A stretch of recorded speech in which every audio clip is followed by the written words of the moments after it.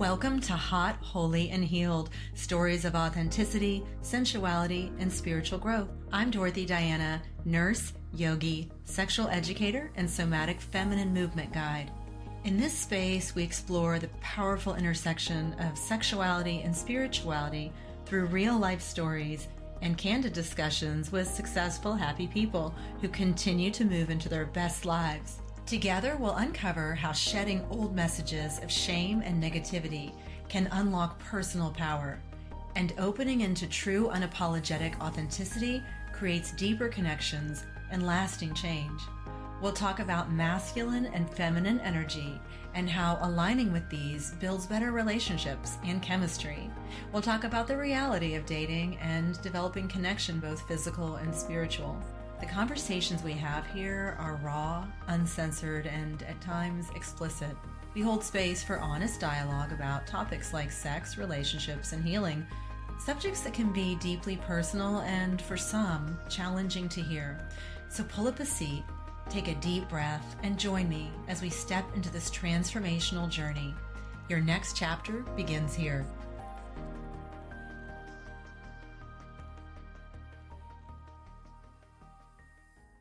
I'm so glad to have you on the podcast today. Nice to be back. So I think you're really good at introducing yourself. You have quite a list of accomplishments. Tell me about Cubby.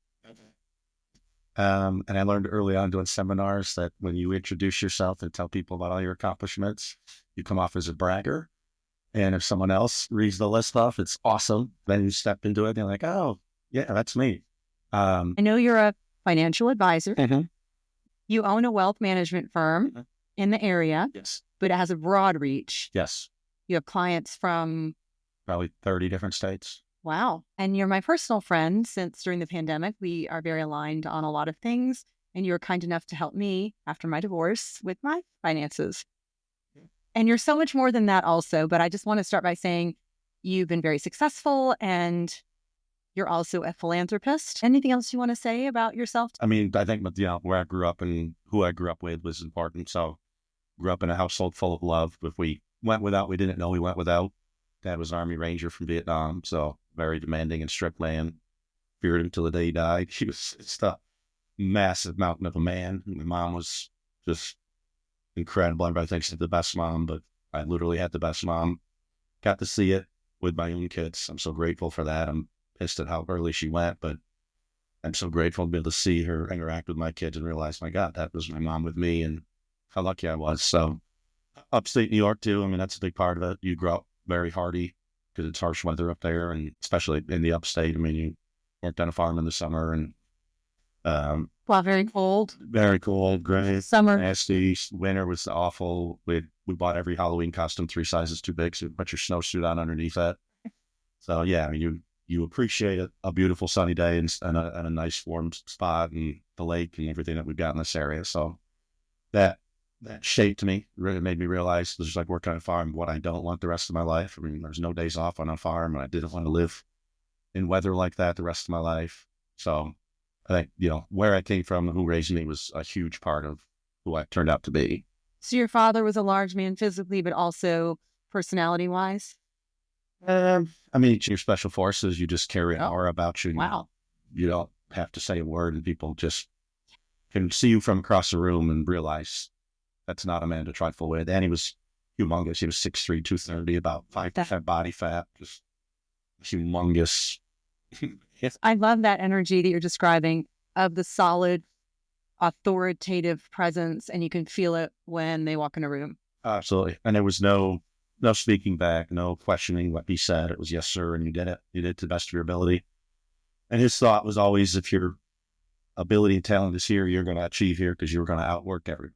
And that was a given. We're going to outwork it. So that was his standard, that you don't just work to your ability, you always going to surpass. And your mother was very nurturing. Yeah, I mean, she was a dancer, toured the country as a dancer.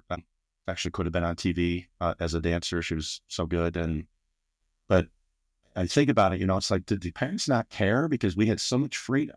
Yeah. But it was just, she wasn't going to coddle us. I mean, we got hurt on the field. She didn't run on the field. It was like rub some dirt on it, pick stuff up and get going. Yeah. But also very nurturing and loving. So She Perfect. trusted that you had you and that you were going to be fine if you had an injury of some kind. Yeah, she knew coddling us wasn't the best way to get the most out of us. I mean, that's the problem, in my opinion, with the world today.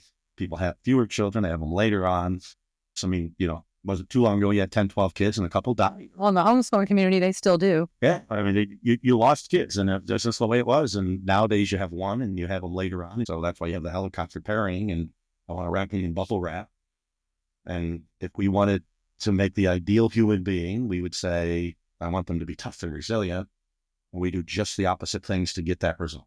Do you feel that in parenting, because I know you have both gender children, do you feel it's a little different how you will raise a boy than a girl as far as that toughness and that non-coddling? You know what I mean? Age-wise, too. Is there an age? Yeah, I mean, a little bit. So there was a great video, and I said, absolutely, it's 100% how I was. So it shows a dad, he's got a little boy and a little girl, and he picks the boy up and he slams him on the beanbag chair, and the little guy's laughing and giggling, and he gets him, he tosses him to the ground, and he kicks the girl, and he acts like he's gonna, but he lays her down gently, and he picks her up gently, and she's giggling, and that's 100% me. It's true. I want my daughters to be very tough, resilient, to not need somebody, but I've told them you're gonna marry a Marine or a Navy SEAL, and I'm only half kidding when I say that. I want them to have a defender protector. I don't want them to need it because they're going to be very tough and intelligent women, but I want them to know partnership of having a man like that.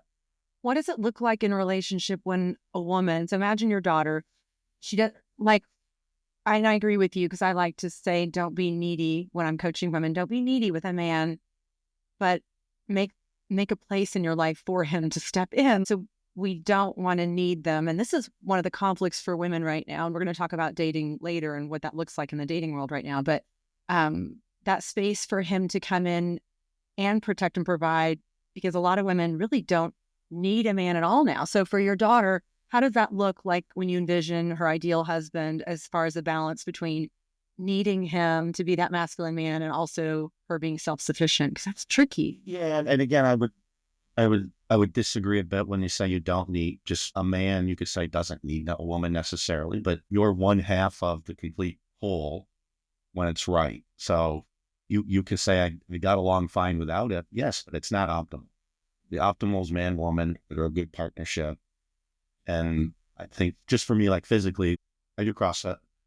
The girls that go to the CrossFit games are too masculine. Mm-hmm. I would like to look the way they. Why they're jacked? They're I've seen they're humongous and ripped, and I want a girl that's toned but feminine. And same thing professionally. I don't want a woman that's I'm tough and I'm the dad too, and I'd like that's not attractive to me. And you can't carry the roles the way a man does. The jocks are just different. So there was actually a study done with kids, and they put them in this room full of toys. And they said, you can play with anything. And there's awesome toys all over. And they had this horrible, ugly cow that they sat on the table in the middle of the room. They said, you can play with any of the toys except that cow. Well, of course, every single one wants to play with the cow. Right. But you said, can't. And with the children with the mom, the girls would look up at the mom. And if the mom just gave them a look, that was enough to keep them away. The boys just took off and ran for the cow. Yeah. They didn't even give mom any attention. So it's not fair for mom to have to be that, because I can promise you if my boy had been there and he looked at me and I gave him a look, he'd have stopped. Even as a little guy, he'd have stopped. He knows. Different with dad. So it's different with the kid too, because I can tell you with my 3 boys, 2 of them would have looked at if they had even checked in, would have, and one of them, forget it. And he's the most masculine one. Yeah. And he's the one that steps in when I need help. He's the one that will step in the most to do physical things for me. He's most protective of me, I would say. Hard to say with the youngest yet, but as they're in puberty and they get into their manhood, it is very interesting to watch the kids. And there are gender differences. Yes, as that becomes single again, I'm obviously dating, and you date a lot of single moms, and unfortunately they carry a lot of the load. I don't know what the hell's going on with the men in this country that they're allowing their exes to do that and make a part of their life as they should be. And again, I commend them. I mean, I think it's remarkable what they do, but you can't do both great. You're not built, and I can't do the nurturing thing. I'm not going to nurture kids. They do need both. Yeah. And I've studied this a lot. It's something that's really important to me because I'm divorced and I raised 3 boys, and I've studied the development of men, very much so, from some of the experts. And I do believe they absolutely don't hear me past the age of 12 when I'm telling them what to do in my feminine voice. They don't hear me. My oldest one will actually step in for me sometimes and use a strong voice. And then the other two are like, oh, they do need both. They absolutely need both. And I think you can be divorced or separated. It's not ideal as long as both parents are on board with that understanding that I can tell my ex-husband, hey, this needs to happen. They're not listening to me on this. Can we be cohesive? Right. Can you get your kind of strong energy? And when that happens, Work from the idea. So that's right. So the ideal is happily married, loving couple, raising family together. And then you've got less ideal, but still situations that are way better than alternatives. So I know everything's not going to be ideal, but the ideal is that. So similarly with my situation, I intentionally bought a home a mile down the road so I could be close to the kids. And she called me and I knew when my son hit testosterone happens and the hormones happen and little boys become jerks for a couple of years. They're so full of they have to this wacky change in their bodies. And she called me a couple of times and said, your son is being disrespectful to me. And I drove right up there and had no problem telling him, I'm going to take you out of the yard and beat you with a stick. You are not going to disrespect your mother. And the truth is that's invaluable for him. And and I'm sure there's a lot of men out there that do not like their ex-wives and probably a lot of men that have been hurt very badly by their ex-wives and a lot of animosity and still that's what's good for the child. So even if you're like, I don't care how he talks to you, you deserve it. And that's what you're actually thinking, do a favor for your son and your daughter who gets to see that the woman is advocated for. She's supported. She's not thrown under the bus. And those are not real men that do that when you're using your kid as pawns. I've had enough interactions with deceiving couples and stuff that are clients where they've split, and I hear about the way that they get treated. And I don't care what happened between mom and dad. Well, you're very mature. Yeah. Are innocent bystanders in that sense. Absurd for people to use them as pawns.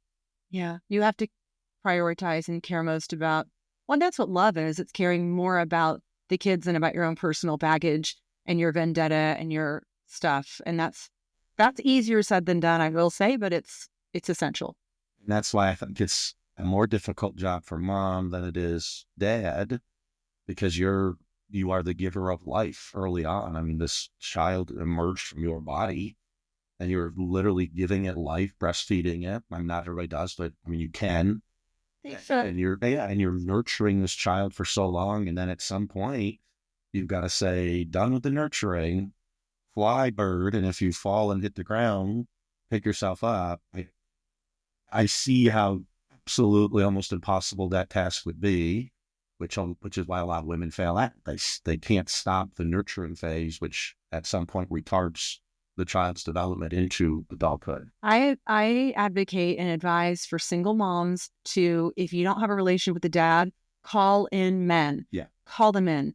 And I don't mean like have a string of boyfriends. I mean, there are so many men that are available. Once I started manifesting platonic male support after my divorce, I don't need a boyfriend. I need men around my children, healthy men around my boys.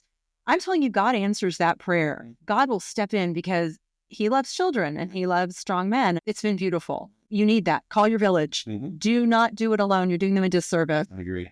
I love it. Would you consider yourself successful? Yeah, I know. I mean, very successful relative to the metrics that I use. So financially secure. Like I say, when I was a kid, we had everything we needed. We didn't have more than that. If a friend asked, hey, do you want to go on vacation with my family for a week? I would make up a story like, oh man, I really appreciate it, but I've got family coming. You didn't have money growing up. Like, okay. If I went to ask my parents, give me money to go vacation with a friend for a week, like, me too. What the hell are you talking about? Yeah, in college. So, I mean, I played basketball in college and then had 5 jobs at the same time while getting my MBA, like going on vacation for a week, spring break. I mean, it never crossed my mind. It's like, okay, this is a week I can work double shifts and make more money. The first time I actually snapped back at my dad, I was in graduate school. He came down to visit and he said, I can't believe how irresponsible I am. Your tires are bald. Ooh. And I snapped back and said, I'm working 5 jobs. I'm holding a 4.0 and I can either eat, pay tuition, and pay rent, or I can put tires on my car. Mm-hmm. It's not laziness or immaturity. It's me making a choice to put food on the table. And I fully expected him to smack me to the wall. What did he say? He didn't say anything there. I took the bus to school or something or to work, and then I came back and was new tires on the car. So that was big.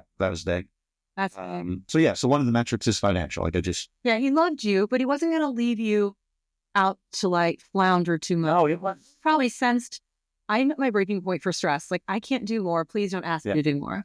Right. Yeah. And again, so today parents, which I think is fine, but I mean, it's just, this is how different the world is in one generation. And to talk about two generations and how different it is. So 2 generations ago, my grandfather at age 6 was given away during the Great Depression because his family couldn't feed him. So the farmer down the road said, if the boy works before and after school, I'll give him a meal and a place to sleep. The place to sleep was a barn. 6 years old. At 6, he lived in a barn. He got one meal a day. So that was 2 generations ago to survive. What year? Ballpark? The late 20s, early 30s. Late 20s, early 30s. Yeah. So he signs up to fight in World War II. And this is a day spot for him. He's like, I get 3 meals a day, running water, electricity. We only train like 8-10 hours a day. Like, this is a country club. I mean, I've never had it better. Think of how hard your life is when that's your reality. The perspective. 1 generation ago, my dad had a scholarship to play basketball in college. He served his nation, was in special forces in a jungle at 18. So my teary-eyed goodbye was when I flew out west 2,500 miles to go play basketball. He shook my hand in the car, popped the trunk, said, good luck.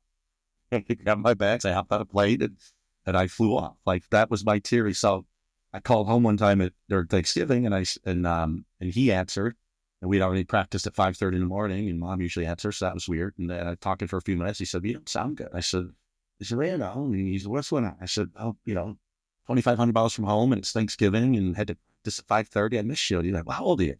And the tone, I'm like, I knew right away. I'm like, I'm 19, sir. And he said, well, when I was your age, I was in a jungle and men were trying to kill me. So I don't think you got it that bad. And I mean, that's just, he wasn't being an ass. He was just, that was his life. And he was right. Like, did you have the emotional part from your mom? Yeah. Like I said, my mom was very loving. She was like saying, she wouldn't let you get away with nonsense, but she was incredibly loving. Mm-hmm. Yeah. She radiated love and joy. I've always been emotional. Like, yeah, I mean, yeah, you are. Yeah, she would absolutely. Yeah, she would see it and no problem. You're talking about. Yeah, like a girl doesn't have that, and when a boy doesn't have that, it looks different. Right. But that's when you have the women that will like blow you off immediately for a little infraction or have rage or have. Yeah, so I had the best of both worlds. Like, and my dad, I only heard maybe 10 times in my life, "I love you." Actually, we said it a lot more to each other just before he passed at the end. But I mean, it was never a doubt. I mean, he was the rock. He was always the guy there, just completely like, as a man, it's just, I can't pay a higher compliment than to say you're the most reliable person I know. Yeah. That's the highest compliment. That's huge for you. Would you say that's a value you have for yourself? Absolutely. That's why I'm reliable. I have a friend who wore a shirt to our sail camp that's at the yacht club there in Mooresville. And he's done a ton of work on himself after his divorce. His marriage went kaput. He took ownership of the things that were his to take ownership of. And he wears a shirt that says, because I said I would. I love that. When he wore that, I was like, oh, because as a woman, I will say this, and I'm in the dating world too. If I detect a lack of consistency and integrity, that I can't rely on what you say, and we all have things that come up. But what I mean is there's a pattern of that. I can't. My body is so unsafe. Right. It just doesn't work. Mm-hmm. So for me, that's huge because I said I would. Right. So beautiful. Yeah. And that's one of the things I'm most proud of. Just all my friends, family, they know if you need something, I'm going to be the guy that's going to help you, and we're going to figure out a solution to it. But you take on a lot of responsibility though, because I know you have your kids and you take that very seriously. You have a huge job that requires a ton of supervision of a lot of things. And then also take excellent physical care of yourself. I think like me, you consider it a non-negotiable. It's part of your work. Hopefully it's pleasurable, but like you're not going to not do it. So how do you, with all of that, do you find time to like relax and to sort of unwind and really just have peace and like let everything go? You ever practice the workouts? That's a happy hour. I have to work out to get rid of the stress. That's your. When I was injured, when I couldn't work out. I mean, I started to go down a really dark path. I just wacky weird thoughts. I couldn't unload the stress like I always did through working out. So that was a really, really difficult stretch for me. So I'm coaching a basketball team right now, high school team. I love that. I love interacting with the kids. I love teaching, mentoring. I think that's my God-given gift is leadership. I get a lot of joy out of it. I started playing my saxophone again. I started taking dance lessons. Yeah, you were taking country line dance. So were you taking salsa? Salsa bachata. Mm-hmm. I love all that. I've been doing that too, which is so funny. Yep. Okay, so successful. So financially successful. I was going to have a job that was going to be meaningful in people's lives. And I do. When I can give people the gift of time through managing their money, there's no better gift. I literally get people retired earlier. I allow them to choose how they spend every second of their day. Yeah. You're the wealthiest person in the world when you can decide how you're going to spend every second, who you're with, what you're doing, where you're doing it, how many times you're doing it. There's no better definition of happiness. And do you have a lot of very wealthy clients? Again, the majority of people that I deal with they've worked at a good job for 35, 40 years and squirreled money away. And so they end up with a nice nest egg at the end of that. They would never consider themselves rich, but they'll end up with $1 million to $3 million in their 401k. And if a 4% withdrawal rate is the safe withdrawal rate, at $2 million, you're talking about $80,000 a year pre-tax. I don't think anybody raises their hand and says, I'm wealthy as hell, right. 80 grand a year. So, no, it depends who you're talking to. Everybody's different. I mean, there's lots of people below on the social ladder that are looking up going, that's really wealthy. Yeah. There's lots of people up above looking down going, that's peanuts. So I understand it's all relative, but no, these people, they've lived a middle-class life for the majority, most of their life, put money away for 30 or 40 years. So do you have a lot of clients, say, age like 45 to 55? No. Oh, if I say like male clients that were single. No, if I have somebody in that singles party. Yeah. For you, no. No, I don't. No, if they're ladies, if they're younger, they're in some really high paying field or small business owner. A lot of those now, more and more. Again, not really. Again, I'm maybe more, in this area. I'm more peak of wealth, so Okay. I'm just more like cusp of retirement or into. Okay, or divorcees. I would figure. Divorcees too, the quadro. Yep, exactly. Oh, I don't even know what that means. Call it domestic relation or. Let's see. I knew I was going to own my own thing. I knew it was going to be something meaningful. So I've done that financially. I don't own my own jet or island, but I can do what I want to do when I want to do it for the most part. I've got some toys that I enjoy that I've earned, but they were like lifelong dreams of mine. And I don't think material things. Yeah. Like a really couple cool cars and stuff. Do you love a couple boats. Yeah, I do. What are your favorite cars? So I've always loved the Corvette. So I've got like the fastest Corvette made now. I knew it's the fastest one's coming out, but do you drive it? It's a sunny day. I do. What did you drive today? What is that? Porsche Premier. Yeah. But that's not your favorite. It's a beautiful everyday driver. I love it. It's awesome. Yeah, it is beautiful. So do you drive your Corvette fast? I do. It's not no on the interstate, but not through side roads. But I mean it's not fun to drive slow. It's just. You ever have guys flip next to you like in? Okay, so my ex-boyfriend has. God, I don't remember. He has that limited edition Dodge. Okay. Do you know what I'm talking about? Yeah. What's it with the big Hemi engine? I guess so. It's black. Yeah. It's probably either Charger or Challenger with the real big Charger at the Hemi. So like if you pull up next to someone like that and they rev their engine, do you? Well, if it's a stupid car, like, come on, buddy. Is that a stupid car? No, well, that one would actually keep up with me. Still faster than that. You are. Yeah. I love that. Dual motor Tesla and a couple of Ferraris are faster. That's what I had? No, like dual motor. Like, so I'm 0 to 60 in 2.6. Like that one's 2.1 or 1.9, somewhere in there. Ferraris are like 2.3. So, I mean, this is like an all out like supercar. We need to go around and I was in my Tesla. That's where I would catch up. Crush you. In a turn? The handling on that thing is insane. Right. Well, I'd be eating a burger though while we're racing. Yeah. Because it drives itself. No, you can drive yourself on that. That's right. But no, it's a beautiful car. And again, it's one of those. It was a lifelong dream of mine. I checked that box. So then again, successful fitness.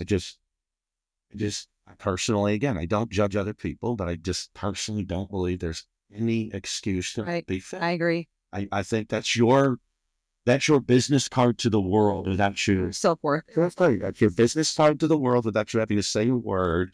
when you see somebody that's fit, you need so much about them without saying a word to them. So yeah, I really do. I really take. You know that they do hard things. They don't feel They're playing time. They're disciplined, screw motivated. They're disciplined. Got some guys here. Yeah. Yeah. Yes, you do. A little bit. Yes, you do. Really see my flat abs. Okay. Well, anyway, I work hard too, but Yeah, I have to it's a priority. ice cream. It's a priority. So I'm Italian, right? I'm quarter Italian. I love pasta. I love bread. I can't eat any of it. You don't eat any of it. When I travel, I can eat all the pasta and bread. You don't. I'm telling you, you don't even gain weight. And there's all these hypotheses of like, oh, it's because you walk everywhere. No, it's not. Because in Costa Rica, I don't walk everywhere. It is our food in this country. Folic acid being chief among it, which exactly. So I've heard that. Like when you go there, it's like eating air. Delicious.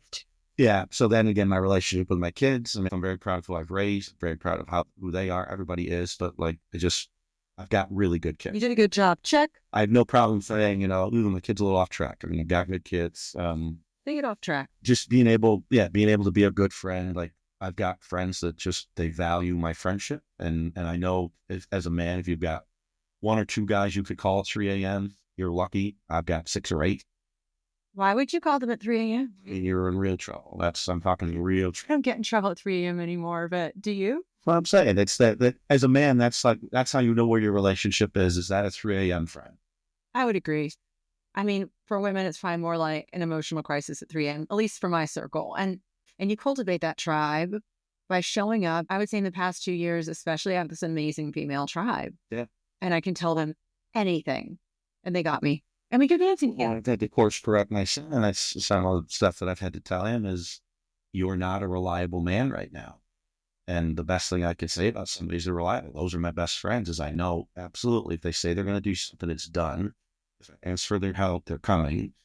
And I said, I give you a chore and half the time it gets done, half the time it doesn't. And when it gets done, half the time it's right and half the time it's some half-ass effort. So I just said, that's not a good place to be, because the highest quality I think you can have in a man as a friend is 100% reliable.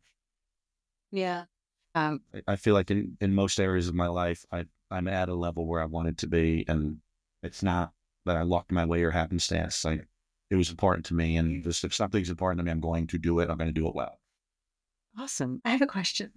Okay. What's your favorite thing about women? I mean, as a man, we're just highly visual. I mean, I think the female form is incredible. Which part is your favorite? I love the hip and the way it goes into the rear end and the thigh and hip and the stomach area. I love like when they're laying on their side, and yeah, I just love that reclining side goddess in my movement practice. It is beautiful. The hips are very powerful, and they hold life, and they sway when you walk, and yeah, they're very different than a man's body. Yeah. That's your favorite physical part. Yeah, I love that. Especially as you get a little bit older, like a girl with a nice rear end, it's like, that's not luck, that's work, which I love more. I respect somebody that works hard. And you may be thin naturally, but you have a great rear end unless you work for it. You can do something about the things you can do something about. Do you have a body type, or would you say that like you have a range, and as long as it falls into that category of like she takes care of herself? Athletic and fit. I love that. Do you like skinny then? Again, skinny's not attractive to me. I'm athletic and fit. So I would actually prefer a girl that most would say is a little chunky or beefy or heavier if they're athletic and fit. You see a lot of that at CrossFit where they're thicker than most girls, but they're in great shape and they're toned. And I find that way more attractive. They could be a little bit thicker. I still find that very sexy and attractive if they're toned and athletic and they're working. We're meant to be thicker, and we carry estrogen in our fat. So if we're too thin, it can actually cause, or if we don't have enough body fat, it can actually cause health problems. Right. So balance is always important. Mm-hmm. What is your least favorite thing about women? From our perspective, they're insane most of the time. Legit. So we're just talking about this earlier, and this came from a female. Women want to be objectified, but not treated like an object. And it's like, exactly. I mean, they want you to tell them they're super hot, super hot. They want to be seen. Maybe they do. Sometimes they do. Sometimes they don't. And the messenger is all important. But during the Me Too movement, it's like, well, the same things you're saying are inappropriate right now. If George Clooney or Brad Pitt was throwing that your way, you'd say, "Oh God, you're so charming." So true. One guy can, I have this conversation, all this comes up all the time for some other women. Like one guy can say something or ask for something and we're like, oh, or it's so offensive. And then this other guy says it, we're like, oh. Says the same thing exactly. Like, it's a charming. So that's insanity. Insanity. Well, again, from our perspective, and again, I'm joking. If you're gonna make someone mad, is that what? Well, it's literally like bipolar to us. So, there was a girl that I was seeing for a bit, and she said, "I think we're too physical, too quick. Let's slow that down." She invites me over to her house, and so just to stop in quick on my way somewhere because she was heading out for the night. And I'd stop in. I'm like, "Hey, where are you?" So I'm up here. So we go upstairs, and she's in her bra and panties, getting ready. And so I talked to her for about 10 minutes, and so I see, and I leave, and she blows me up on the text. "I can't believe you would have attacked me and kissed me." And I'm like, "You literally last night told me to slow it down. I respect your wishes." Yeah. And now you're angry at me. Like, it's a woman. That's the stuff but that's consistent. It's not rare. What's consistent? Epidemic levels of codependency in unhealed women, period. And you can have a woman that's successful as hell in the workforce, even a good mom in a relationship. She's a mess. And this comes from parenting, modeling, and it comes from our cultural messages. But you're right. She's disrespectful to you. She doesn't know her own self, her own boundaries. What does she really want? Right? And so she makes it your fault. That wasn't an anomaly. That stuff like that happens a lot. It's like, well, I want to be pursued. I want to be pursued. And then you pursue, and it's like, this feels like a little pushy. And I'm, okay, I'm not a minder. Trying to follow the breadcrumbs to the clues you're giving me, but, apparently misreading. So that's like, again, the favorite thing is like the lack of clarity and knowing what do you actually want and need. Which is because they don't know. They don't know themselves. But they also cloak what they want and expect us to unravel the mystery. So an old movie which had a great line in it, the white men can't jump, and Rosie Perez says, "I'm thirsty." And so Woody Harrelson, her boyfriend, gets out of bed, doesn't say a word, walks to the kitchen, fills up a cup of water, brings it back to her. And she goes, "What the hell is this?" And so he said, "You're thirsty. Here you go." Maybe I don't need you to solve that problem for me. Maybe I just want you to empathize with my dry mouthed-ness. And so he takes the cup and he splashes it in her face. He goes, "If I say I'm thirsty, it means if you've got some water, I'd love a sip."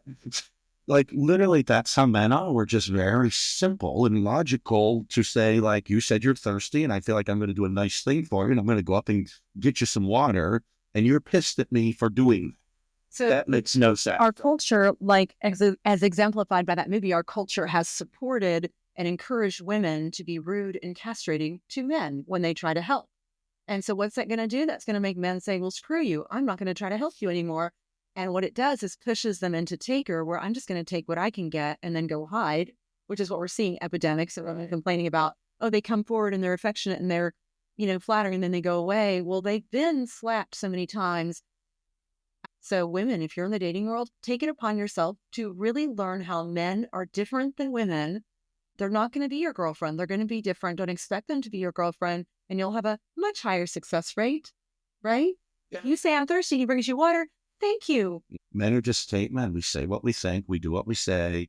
We're just not complicated. So to have everything cloaked in this mysterious shrouds, like, that doesn't make sense. And I said this to my ex many times. I'm like, well, obviously we have issues. I love you to death. I think you're gorgeous. Like, let's figure this out. Let's go to somebody that can help us.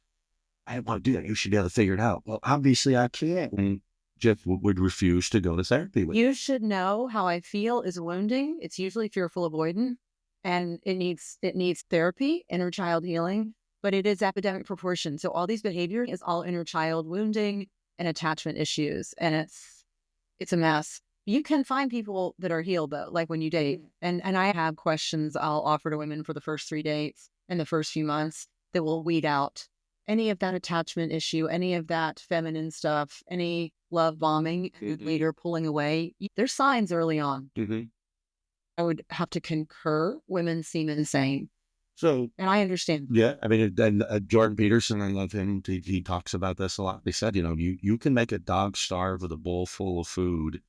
Every time it goes over there for about a week, you just whack it on the nose with a paper, And that dog will literally starve to death with a bowl full of food sitting there. And men are no different. Like you keep smacking our hand enough when we try to do something, we're just going to stop doing it. Yeah. Well, it's just, we'll stop doing it after a while. You're wounding him for the rest of the way. So stop, right? You're punishing him. Unless a man, again, has done his healing work, he will take forward into the next relationship that experience. Everyone just do your healing work. Don't start dating until you've really dug deep, because well, that's like I hear consistently, out there now that I'm trying to date, oh, be pursued. It's like, well, so do I. Okay. you as a man pursued. Yeah, I want you to actually text me in the morning instead of me always having to text you, and maybe you have a thought first instead of you can only respond if I send something. Like, but when do you want that to start? Like, do you want that from the beginning? I don't want it at overwhelming rates early on, but like if you wake up and think about me, then yes, send me a message. Or if something happens during the day and I pop in your head, like, yes, send me a message. I like that. I'm just not going to chase. I'm sick of having to chase. I'm sick of it. Yeah, you are. Mm-hmm. Okay. Do you feel that sometimes women will purposely not text you or wait a certain, because I feel like I can tell when a guy's doing that. It's kind of a turn off. Like waiting a certain amount of time after a text is sent, intentionally waiting. And she saw it. Women always have their phones. And I always know, and guys always have their phones, because especially if they're on social media, you can tell. Right. And the guy, like you can just tell. Mm-hmm. So when people intentionally wait to respond, that's like, right? It's complicated and they need to put thought into it, which, or you're working. So if we were dating, like I would assume during the day, you can't be like all the time, Exactly. That's completely different. But yeah. It's like, I don't ever hear from you unless I reach out first. Mm. And then on the date, it was, oh, things went well, I'd love to see you again. Okay, good. And then you throw out a couple of things and it's not even, it's not a no because, but let's set another. It's like, yeah, that's not working. And that's all they say. Like, I can help those women because they think you're following these rules that are going to get this man. Usually they think they're doing these correct things, and it's not. It's actually avoidant behavior, and it sends a message of emotional unavailability. Would you agree? I'm here for you to give to me, you to give to me, you to give to me. I went on a date with one, long time ago now, but at the end, everything was good. Chemistry was good. We met along, and then end of the date, I walked her to her car. I was going to lean and give her a kiss, and said, I'm done first date. I'm just like, such a turn. Oh my God. Can we do a role play, please, please, please? I love my role playing. So I used to teach sex ed. One of the crucial things was role playing. And I swear adults should do this regularly, because in relationship, people don't know what to say sometimes. You want to keep the relationship, but you also want to hold a boundary, mm-hmm. right? So how do you do that? Okay, so we're not going to actually kiss, because I don't kiss on a first podcast. Okay, let's do it. I'm going to be her and you be Cubby. And just like you're leaning in for the kiss. Okay, so I'm going to do it 2 different ways. Okay. But we're not actually going to kiss. No, we're not. So how do you do it? Well, I was shoulder to shoulder with her. So like this shoulder? Like a shoulder? Like we were walking and like, mm-hmm. yeah, like things were fine. And we were rubbing shoulders as we were walking. Yeah. And so it wasn't like it was 8 feet apart. Like it wasn't awkward. You were already close physically. Yeah. There was intimacy. We got along. Great date. Okay. Yeah. And you were like, I'm going to kiss her. Yeah. Okay. Like I want to see if there's some chemistry there. And then leaned in to give her the kiss. And it's like, oh, I don't. Hold on. Let me be her. Okay. Lean in a little bit. Oh, no, I don't kiss on the first date. Did I do it like her? Pretty close, yeah. Okay, let me do it second way. Hold on, let me get juiced up. I like it. I got giggly because I felt like you were looking at my boobs. Okay, I'm ready. Oh, hold on. That would be amazing. I actually really want to kiss you. I have this rule for myself. I don't kiss on a first date because I like to go home and kind of process how I feel. And that just takes me a little longer, but I'm really attracted to you. Yeah, obviously. How did that land? Yeah. But in your body as a man, how did that feel? Yeah, way better. Like I can accept that one. The first one felt like rejection and out of nowhere. I'm not in 7th grade. Like I'm not going to do this. I can get a kiss at the end of the 7th date. So if I had said it the second way, was it neutral, positive, or negative? Like, was it actually a bit of a turn on? Yeah, it's positive. Yes. Positive. So not only would you have willingly and happily waited for the second date, but it actually increased your attraction. Mm-hmm. So that's called feminine boundaries. And it's like, that's how I really felt. And I bet you if I worked with her and we went into her heart and got soft, that's how she actually felt. And the problem is women do not know how to connect with their true feelings and express it. they feel like if I do that, he's going to take advantage of me. He's going to know that I like him. They're so full of fear and walls. And that is what's keeping great men away. Bam, mic drop right now. That was good. Yeah, right? Because it's true. You're allowed to have rules for yourself, and you're allowed to break those rules too for different men. Right. And the truth is also, she might have actually broken it for you had she asked her body. Had she paused and asked her body that rule she had, she might have thrown it out the window for you on that first date. Right. And you're going to disrespect her and think, oh, I don't like her as much. She can't believe she kissed me on the first date. Right. Oh, women, listen. Yeah, it felt like rejection out of nowhere. Like it was just misplaced because, like, I'm not phenomenal at reading all the signs of women, but I wasn't that far off base. And so Well, I noticed. down on a good opportunity. Anything else on experiences in the dating world right now? As a successful, handsome man, are you ready for a long-term committed relationship? Oh, I mean, if I found the right person, yes. Yeah. I'm not going to settle. I don't need to be in a relationship. So, like, I'm just not going to be in a relationship to be in a relationship. It's the right one. Yeah, the bar is high, and I would hope the bar for them is high The too. bar is high. That's how I feel too. Yeah. Like once you've done all this work on yourself, your pool is small, and that's okay because guess what? God has abundance. Mm-hmm. Yeah, very small. Yeah. Yeah, I would say the biggest thing, just the falseness. I can't wrap my mind around. You take a picture every picture is so heavily filtered that you're not recognizable when you show up. Oh. Or or I'm not even close. You're just like, that's not even the same human being. Yeah, or you put pictures on that were either 10 years ago or 30 pounds ago. And I've heard the flip side. I've heard the big thing from women is men lie about their height all the time. But yeah, I've heard guys are 5, 6, or 8, and they always say 6 feet tall. It's too bad because height actually isn't that important to me. Well, again, it may or may not be, but don't lie. Going to show up. The goal is to show up in person. I have a girlfriend who's tall and slim. She says, I don't like to wear heels and feel like I'm towering over. Now, I have tall girlfriends that couldn't care less, especially from LA in the actress and modeling world. But if a girl has a height requirement, yeah, you're causing a big problem by having her get ready and spend her time. And if the goal is to meet in person, what do you think? They're going to be so overwhelmed with your personality, they're going to forget you lied? I had guys show up super heavy, like super fat, and that's a non-negotiable for me. Their pictures didn't show that at all. And I very openly said, it's so nice meeting you, and I've had a really good time. You are way too heavy for me. I wouldn't date someone with your amount of body fat. And they weren't even offended by that. Right. But I think I did them a favor. Yeah, I think it's the way you present it. Yeah, which again, on both sides, you are who you are. You're not going to show up and wow them so much with your personality. They're going to forget that you're a completely different human being than you presented. And I don't think it's shallow at all to say that a huge part of it is, am I physically attracted to this person? I don't want to marry my platonic friend.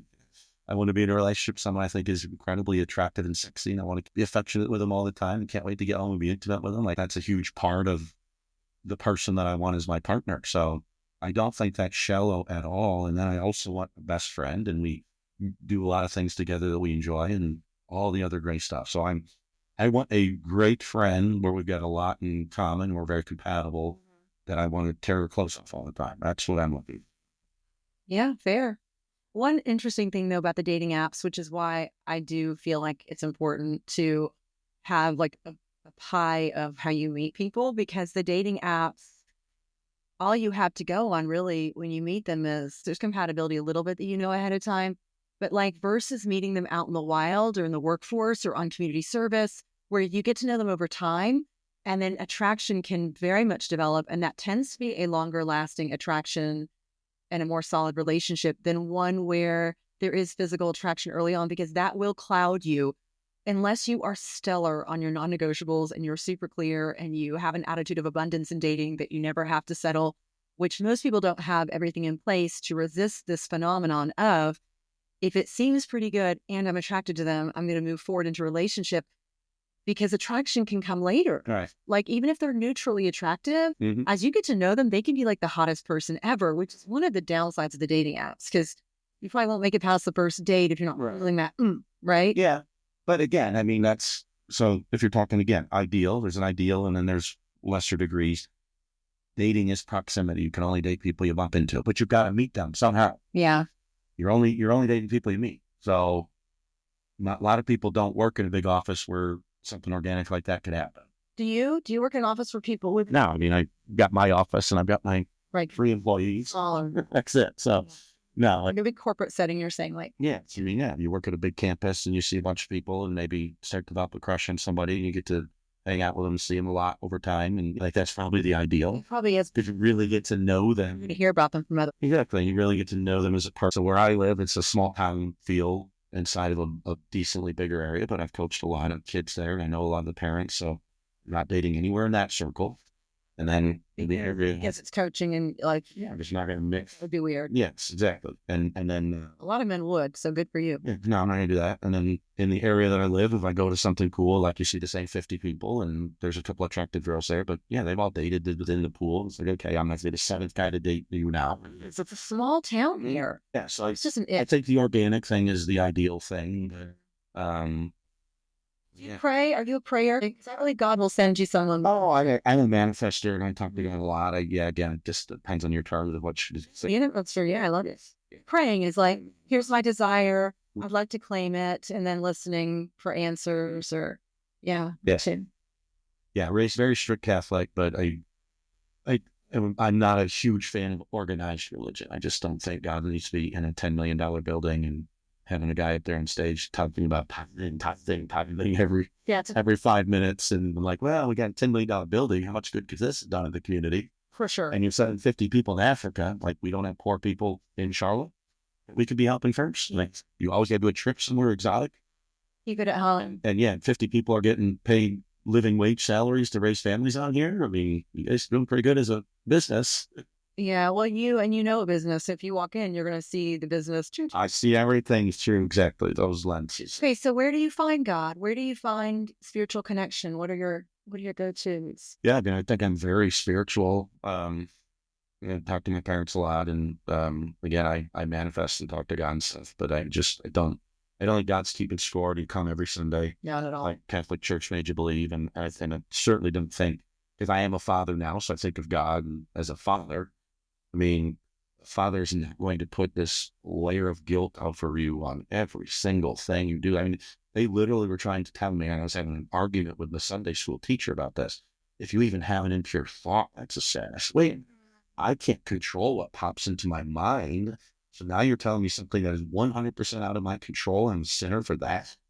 No, I reject that as a kid. I don't agree with that. There's no way God would be telling me you're a sinner for something that popped into your mind and you had no control over. Right. Nope. So yeah, because I believe we get whispered to by dark entities. I do believe this earth. We have dark entities on the earth, whether you want to call them demons. We know there's a spirit world we can't see. We know there's a quantum world. So whatever faith base you're coming from, it all says the same thing, basically, that there's energies we can't see, positive and negative. And we are God's hands here on earth. And so we're going to be tempted. We're going to have things whispered in our ear all the time. Right. And it's your choice. That's right. That choice that makes the difference. Exactly. Make the wrong choice. Well, guess what? You're going to actually pay for that consequence yourself in this life. And then you learn. And the goal is to learn and grow and always get closer to love. And yes. Yeah. So we've had crappy weather, right? It's super gray and cold, rainy. If I lived somewhere it was 85 and sunny every day, I wouldn't necessarily know that was beautiful because that's all I know. Mm-hmm. You have to have the bad to have the good. You have to have the ugly to appreciate the beautiful. You have to have evil to appreciate righteousness and to really fully appreciate and understand it. If everybody was righteous and everybody was good and moral character, how would you know? Yeah, right. How would you know what that was? Because everybody is. You need to see the alternative to be able to appreciate. Oh, my cousin was really close with my mom and she actually lived with us for a little bit after high school. My parents were just super close to their kids. And she said, I just can't believe God would take her and so early. And I said, I don't have as much of a problem with that. Because she said, it should have been evil people, bad people. I said, well, no, because then we don't have free will. Good people have to suffer bad things too. Otherwise, we don't have free will. Otherwise, you're not being good because you want to be good. You're being good because it's the only way right. not be punished. Right. And that's God's greatest gift to us. We're not little toys. We're not his pawns that he's moving us around. It's free will. Right.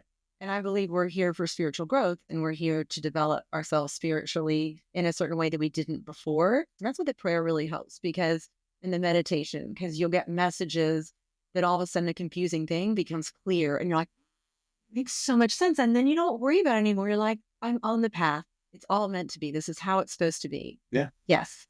Well, it's funny, like even today, so my mom loved one. So 11 o'clock, I see that.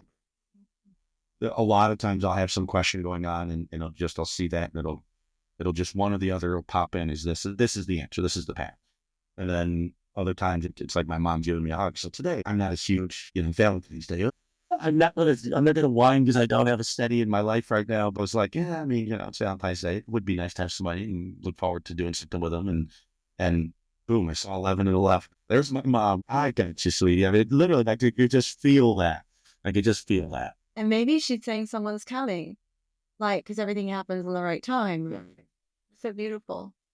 Your mom would have approved of you giving me these roses today. Yes, she would have. What was her favorite color? Yeah. Hey, that's my favorite color, because it's a sunny, warm, positive color. It's always been my favorite color since I was little. Do you think all men cheat? For us going completely in a different direction. Yeah, I mean, it's a good one. No, not all, but so there was a study, I can remember this, they did a test in a bar where they got a hold of the female, and they said, hold up for 20 minutes, and they would put a Victoria's Secret model looking girl at the bar, and she'd start flirting with these guys, and every single one of them took her number, even though they were in a committed relationship. And I remember thinking about it. This is at a bar? At a bar. Yeah, at a bar. I have hypotheses about bars. But I can remember thinking about that. I'm like, well, that's not a fair setting, because 99% of the guys that you just did that to, never in their lives will that girl even hit to. So I do think for most people, everybody's got a price they'd be willing to pay to sell their souls and do just about anything. And I think with that too, I think if it was an attractive enough person to the other person, that probably, but I think back on my relationship, and we started dating in high school, and she was a stunning woman. And I was telling my son this, I said, the entire Victoria's Secret model catalog could walk into a room, and if I was with her, I wouldn't have even seen it. I was so in love and adored my ex. For a long time, or was it just at the beginning? No. So yeah, I believe in that. That's real. So when women are like, all men cheat, I don't believe it. This is real, what you're saying.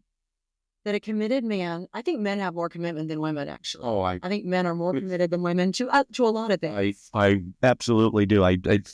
If you think about, and again, this is where I don't. I think all men cheat, right? No, I don't know. I don't. I think a lot of society, I thankfully the pendulum's swinging back. Yeah.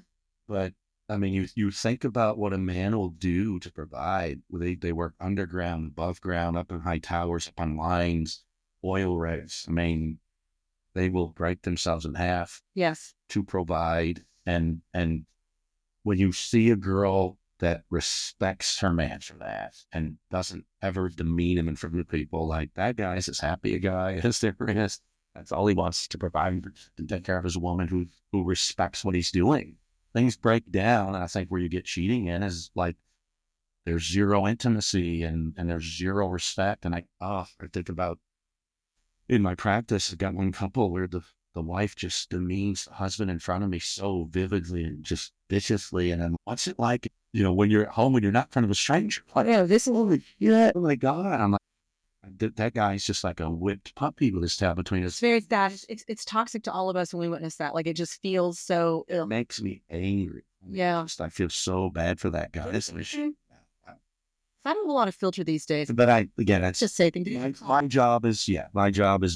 It's not me feeling better. And I may have somebody disagree with politically, and they start rambling on, and I had to say a word. It's not my place. No, I'm there. And also, it's pointless. I'm there to man. Well, I've lost clients over stuff that was just not even close to crossing a line. So, I mean, I'm just. As rose quartz, I think that's selenite. And this is just a beautiful shell from Costa Rica. So you're saying, no, all men don't cheat. But there's temptation. It's real. Testosterone's real. Yeah. But keep your man happy. And women don't believe this. Appreciation, respect, great communication. And I think that, there's a lot of wounding out there, but most men are good and most men are very committed. Yeah, so I just heard this in a podcast the other day. It was a female and this is crass, but she's like, our relationship got so much better when I started giving him daily BJs. Yeah, I mean, we're not complicated at all. I just don't be disrespectful. No, and it doesn't have to be. But again, the intimacy part of it, it's just like that she's initiating doing that and wants to, oh, trust me. Like I was like, oh, you have a sister. For a woman to do that, so there's a lot of emotional stuff too. So women are very connected. If this is not in agreement, right? Head, heart, vulva. If it's not all in agreement, it's discordant. It doesn't feel good, and we'll be confused. And so when our brain and our heart is aligned and everything with a man, it says a lot. We trust him. It says that we can respect him. There's some ways it's very respectful. It's a little submissive. It's not vanilla sex. I mean, so you have to consider vanilla sex, but it's a little, if you're a conservative Christian, that would be considered. And so there's a lot about that act that indicates, especially if it's daily, that indicates something is in place in that relationship. She's not going to be that couple that talk. But I can guarantee you that guy's not looking at any other girl, thinking about it. I mean, and men are, we're wired different. We're high visuals. That's why there's female strip clubs in every city and no male strip clubs other than special occasion in Vegas type deal. Right. Like guys will go to a strip club on a Tuesday night by themselves. Yeah. I mean, that's how different we are, right? There's not a single woman in the world almost that would think about going to a male strip club on a Tuesday night by herself. I also think men are craving feminine energy. And I think a stripper or a woman who's dancing and is comfortable with her body it's more than just the visual thing. There's an energy there. So like I say, I love to see the female form. Right? Yeah. It's like men are craving feminine energy big time, and women have cut it off. Mm-hmm. Right? They cut off from themselves and from men. Right. So men are starving. It's like, oh, men are cheating. Oh, men are addicted to porn. Yeah, and that's multifactorial. The reason for that, they're not an island. If a woman was being intimate with her man almost every night, a lot of men don't. Again, testosterone issue. There's an issue there because once a week is enough for him, and he's almost 50. And that's right. Seems like something's wrong. Absolutely, there's something wrong. If you're being intimate almost every night, then that guy is not watching porn. He's not hunting for other women. I mean, it's just none of this stuff's happening. I guarantee if you have that intimacy going on, it's just not happening. But addiction's real. Sometimes the porn addiction happens no matter what is happening in the personal life. Like they're addicted for reasons it's not just sexual. Right. It's like other stuff. It's like dark stuff. Yeah. Oh, yeah. I'm not talking the fringes. I'm talking mainstream. And then you would think I get a lot of calls from men about porn addiction. Actually, that is not mainstream. That is not mainstream. So you don't think porn addiction is? No. Mm-hmm. Oh, common. I don't think any addiction is. Again, I don't give the pass of, I'm addicted. It's a disease. Sure. Oh no, addiction and trauma. It's very common. I'm going to tell you. It's so common. It's common because that's what you work with. But again, that's like me saying everybody works out because they go to CrossFit 6 days a week. Mm-hmm. It appears to me everybody works out because they go to CrossFit 6 days a week. Yeah. So you get out in the general population and walk around Disney World for a little bit. You're like, guess what? I'm 1/10 of 1%. If you go to Disneyland, you're going to see nothing but addiction. There's so much addiction. Oh, I'm sure. In public. And you can say, oh, sure, addicted to social media, addicted to online shopping. Yes. That you can be addicted to anything. You can be addicted to working out. And the addictions do cover up trauma. Absolutely. Right. And porn addiction is epidemic in mainstream culture. Yeah, but again, Roy's really saying, but yes, when it's in a relationship, it's healthy and normal. Like it's just, that wouldn't be a thing. Like they had a partner that they were very intimate with, because again, it's not just, and women I know it's like if you get too physical too quickly, a lot of times women will start to develop emotions super quick. And again, maybe I'm the anomaly here, but it's never been just a transaction. I like the intimacy of that. I've never enjoyed just the way, bam, thank you, ma'am. Like I love to just explore the body and make love more than I just want to ram some girl. I like the connection of it and the intimacy and. Well, that's true sexuality. So I think anything else is actually a perversion and not what is divinely aligned. Right. So that's how I feel about it. And you're right.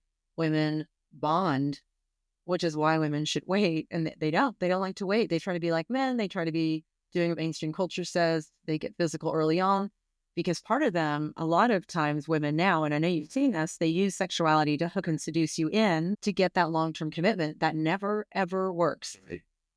And they think, oh, if I wait, he's going to go away. Good. Let him. Mm-hmm. The trash takes itself out. I mean, wait. Women need to wait. And then they get so love addicted. Then they begin to act crazy. until there's that solid commitment and exclusivity where they can just relax if they're healthy.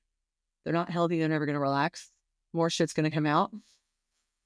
But yeah, if you were to die tomorrow, what would you want your legacy to be? What would you want people to say about you? And how would you want them to remember you? My clients, I would hope that they would think that I was telling them I don't manage your money like it's my own. I manage it like it's my parents' money. I would hope that they would have that perception of me, that I really cared and it really bothered me if anything ever didn't work out. And every single day I dealt with this nagging, horrible feeling of, is the world going to come to an end today and something wacky is going to happen and accounts are going to get crushed today and I'm at the helm of this ship. And so I carry that with me every single day. I hope that they know that. Yeah. My kids, I would hope that they would, I would hope they would say, Dad was a hell of a guy and a great dad, and I was happy to have him. My friends, I would think that they would say, this is one of the most loyal and generous guys I've ever met and was just a good dude, just solid, always there for you.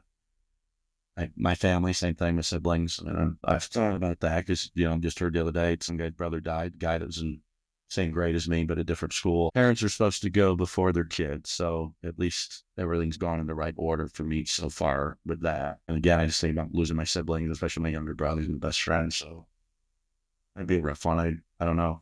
It'd be tough to go on. So yeah, I would just hope that people would think that I was a good guy. I mean, I didn't do everything right, but yeah, I tried. And for the people that I really cared about, I hope they know how much I care about them. Beautiful. Yeah. What about the next 5 to 10 years? Like, if you could have your life however you wanted it, like literally there's no limits and God said, you name it, you've got it. What does that look like? Market keeps going up. So my book doubles, which means more income, more freedom. Kids all get through college and get started with life. And then within 10 years, maybe there's some marriages and grandkids. I'm not necessarily ready to be a grandfather tomorrow, but if it happens, you'd be good. So, yeah. I love being a dad. I wish I had 5. I got 3, but I wish I had 5 and love being a dad. I love being a grandfather and I'll be the grandfather at 70 that's picking my grandkids up from school and all jacked and ripped. And they're like, yeah. That's the car where you pull up. A cool one, a very cool one. And I'm not going to get at the time, but I'll either way, it'd be a cool one. Yeah, probably the cool grandfather. But yeah, so there's things I want to do. Man, I want to be able to speak French. Thinking about maybe Italian. Got a lot of family in Italy still from my grandmother. So I think maybe learn Italian. I want to get back to playing my saxophone. Get really good at that again. Continue the dance lessons. So I always said I'm a Renaissance man in training. I'm efforting to just do more and be more. And I don't know, whatever else. And obviously it'd be great to have a committed relationship with someone that I think is incredible and can have that level of intimacy. And I know looking back with fresh eyes, I mean, when you date someone from early on, things weren't always perfect. So I'd missed out on a lot of things in relationships that at the time you didn't really know you were doing without. So, I mean, I would hope so. True. As you get older and date, you become richer with what you know about yourself, and also what you want. Yes. And what you'll settle for. It's actually a really beautiful thing. Right. Yeah. So I would hope I could find somebody that's my ideal mate. I mean, I think they're out there. I don't necessarily know if they're living, 10 minutes from me. So figure that out. But definitely travel more. I definitely had that Protestant ideal of, just work. And you don't need to take vacations. You don't have to have fun. And I just had enough loss. People may look at it from the outside and say, oh, you're having, your midlife crisis because you're buying these cars and traveling and doing all that stuff. And I told my buddies that are in the same boat, I said, to me, it's a midlife awakening. Like, there's only so much sand going to run through the hourglass, and I'm only going to be young and healthy for so long. For sure. Have total control over that. Father time is undefeated. So, no, I'm going to do this stuff now. How am I going to wait till I'm retired and then do it? No, it's smart. Yeah, I've got. You worked hard. You deserve nice things. I've got freedom of time. I've got freedom of finances. So why not? Why not? Things like by restricting yourself. Who are you trying to make happy? Not jealous. Hit it. Yeah. There's always going to be haters too, I'll tell you, especially when you're living your best life. Yeah. The haters come out. Which is funny because I just don't have time I don't care. Honestly. Good for you. I never cared what anybody else thought of me. I know who I am. I'm fine with who I am. You don't like me? I don't care. You mean nothing to me. It's so good. Just not going to let strangers. That's why I just don't have a huge social media presence. I'm going to present my life to complete strangers to get their validation. Why? Yeah, well, I like that men are more private about the social media. For me, it's kind of a red flag when a guy's always on it. And I don't want to get off on that topic, but when men are kind of more private, to me, that shows some solid Yeah, I'm not going to be posting about how great my life is. I know that's great. Next, do you want to share? Yeah. Oh my God, I just ate a chocolate sundae. But that's red flag to me. Like, Is it? for people that I knew, when you're constantly on there, it's like, oh God, like, is there anything that's kept private? So there was a song and he says, "You're gorgeous and beautiful, but can you ever save any of it for just me?" Oh, isn't that interesting? And I agree with that. So Two other men tell me that. my nephew is dating a really attractive girl, and he liked her because she's attractive and wore these outfits that made her look attractive. And now that they're together, he doesn't like that she wears the outfits that make her look attractive. That made him attracted to her. Yeah. And I'm like, look, I don't want to change somebody, but by the same token, like, if you are in a relationship, do you need every other guy in the room's attention, or am I in it for you? Because I had that my whole relationship. I know for a fact that's an addiction. Yeah. That need for validation. It's a dopamine hit. Every time she looks and someone likes, it's a dopamine hit. She loved it, and she loved pointing it out. Yeah. Yeah, it's good to hear a man's perspective. What does that feel like when that is happening? As a man, what does that feel like? So I'm of the school of, okay, so if somebody's looking at you and they know you're with me, like, one looks fine, but like multiple is disrespectful. So now I want to go knock him out. And then it's like, well, is it really fair because you're wearing jean shorts with half your ass sticking? Yeah, see, that's what I don't like. Like it's so you're talking about pictures that are abjectly sexual. Well, I'm saying enough. We're like in a room and she's pointing out the fact that everybody's staring at her. It's like, I'm of two mindsets at the same time. Like, well, I want to punch the guy because he obviously knows I'm with you and he keeps staring, which is now being disrespectful to me. Right. And it's testosterone. She has to know that. Like, right. A little. And then the other part is like, okay, well, can it really be bad because you look great and you're wearing jean shorts that are cut up to half your ass cheek showing? How do you feel about that? Like, in a relationship, like, would that be a yellow flag? What's that say? Yes. Would be the wearing that. Can you say that? Yes. Again, I may have seen you from across the room when we worked together and found you attractive, but once we're dating, like, you need to tone that down some if you're with me, because if you need the validation from everybody to still dress like that, then is it a yellow flag going into dating? Ethically. Tell women either do cleavage or legs, do not do both. And you can actually do neither and be just fine. That'll help weed out a lot. There's no need. What's your take on she shows up on too much is too, and she's super sexy looking? I mean, yeah, that's fun. Which again, but does that if you're sexy just because you're sexy and the outfit looks great because you're fit, it's all context. So if it just felt like it was too much and you're just revealing everything to everybody, that's different than like put a great outfit on and I look incredible in it for you. Okay, so you feel like if the energy feels like it's for you, yes, you're good. But if it feels like it's like looking around the room, okay, that makes total sense. Yeah, so I met up with a girl and we were having a good time and we went to a second place and she like just didn't say a word, just did like a loop around the bar and was like checking everything out. And like you literally just did a loop to see if there was a better option here. Like, I mean, that's literally what you just did. Right. That's weird. And I think that's intentional. People have so many things they do and they don't even know why they do it. But to me, that feels like, so I'm going to show you how unimportant you are to me. That's a wall. The red flag is the wall, even more so than the need for validation. Like the fact that I'm actually not available, right? To you. Yes. And she has to know. I would never disrespect you like you just did to me. Like, I just want to take a pass and see if there's a better looking girl in the room. A lot of women will realize they like you and realize that they're vulnerable. I'm serious. And they'll do shit like that almost to make a point.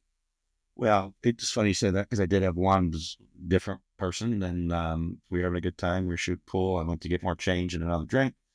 Go back to the pool table and she's like on the table taking pictures. Some guy's taking pictures of her and she's like posing for him.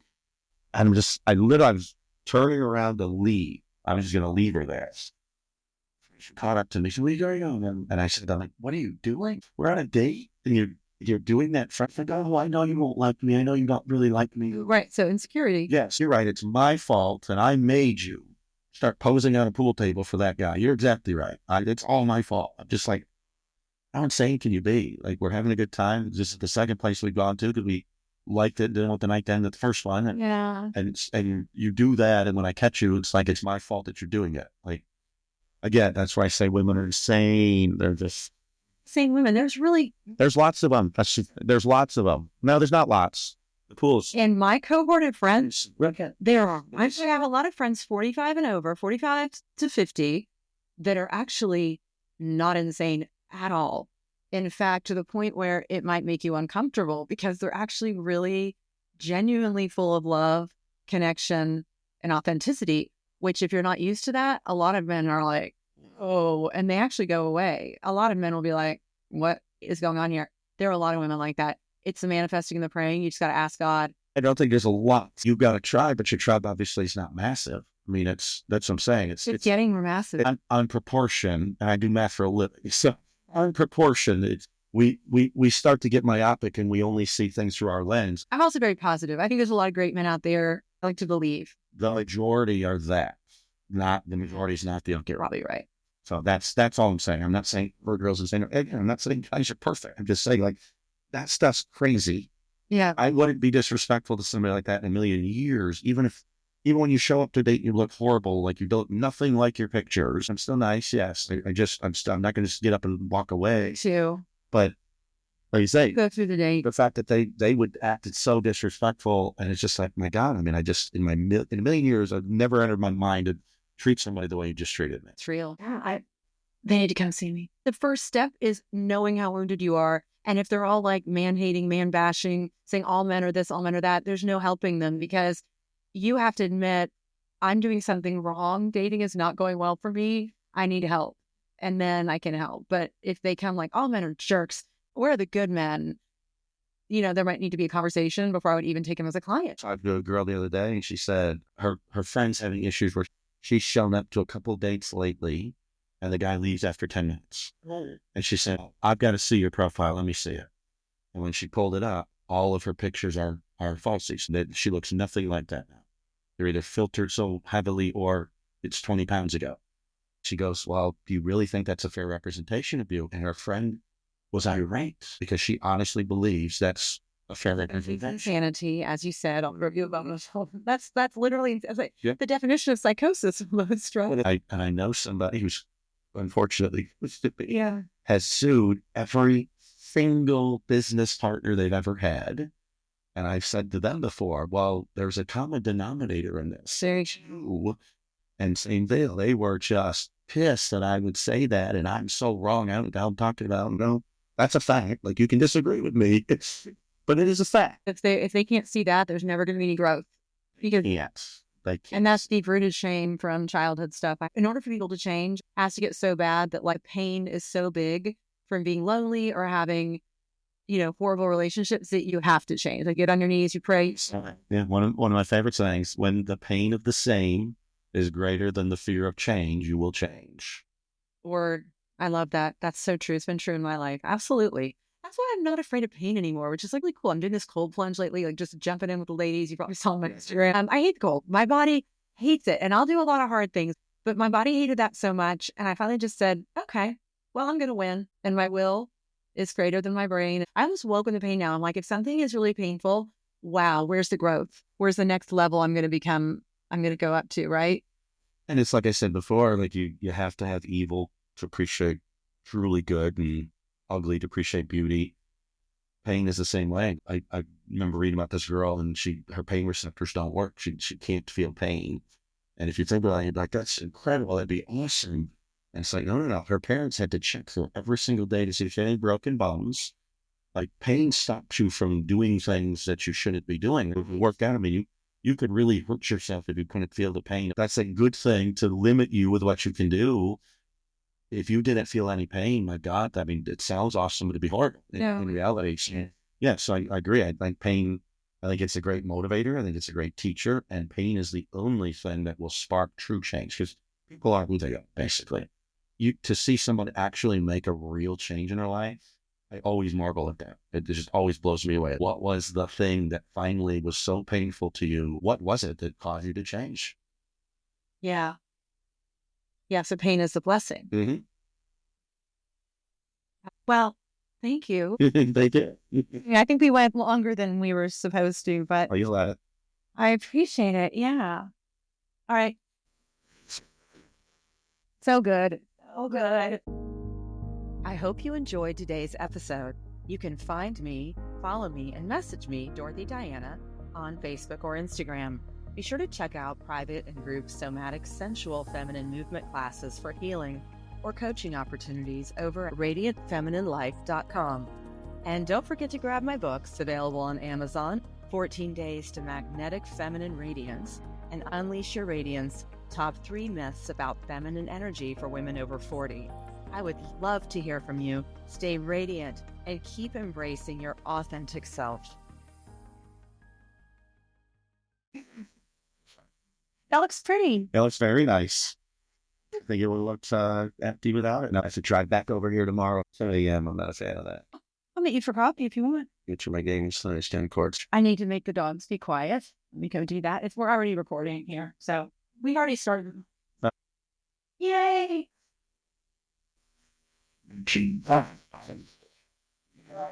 Something getting cool socks in there. Yeah. Would you? Absolutely.